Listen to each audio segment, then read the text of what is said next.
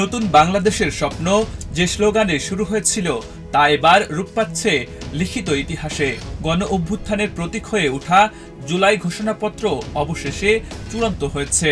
৫ August বিকেল ৫টায় অন্তর্বর্তী সরকারের উদ্যোগে দেশের রাজনৈতিক ভবিষ্যতের এই রূপরেখা জাতির সামনে উপস্থাপন করা হবে, যেখানে থাকবে আকাঙ্ক্ষিত পরিবর্তনের রূপরেখা, থাকবে নতুন রাষ্ট্রচিন্তার দালিলিক ভিত্তি।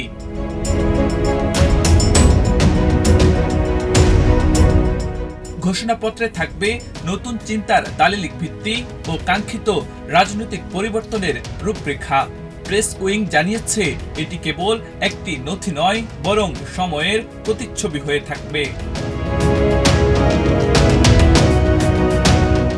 প্রধান উপদেষ্টা প্রেস উইং এবং তথ্য ও সম্প্রচার উপদেষ্টা মাহফুজ আলম জানিয়েছেন, জুলাই ঘোষণাপত্রের মাধ্যমে জুলাই গণ অভ্যুত্থানের একটি দালিলিক প্রমাণ থাকবে।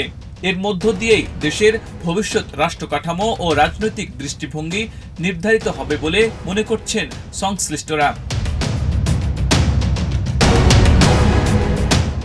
রোববার দুপুরে প্রধান উপদেষ্টার ফেসবুক পেজে দেয়া এক পোস্টে জানানো হয়, ঘোষণা অনুষ্ঠানে গণ অভ্যুত্থানের সব পক্ষই উপস্থিত থাকবে।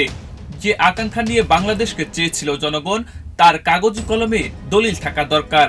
সেই দালিলিক প্রমাণই হবে জুলাই ঘোষণাপত্র। সব মিলিয়ে এই ঘোষণাপত্র কেবল একটি রাজনৈতিক দলিল নয়, বরং একটি সময়ের আত্মপ্রকাশ। এখন দেশ তাকিয়ে আছে ৫ আগস্ট বিকেলের দিকে, যখন ঘোষণা হবে নতুন রূপরেখা, নতুন প্রত্যাশা। আব্দুল হাকিম, প্রজন্ম ২৪।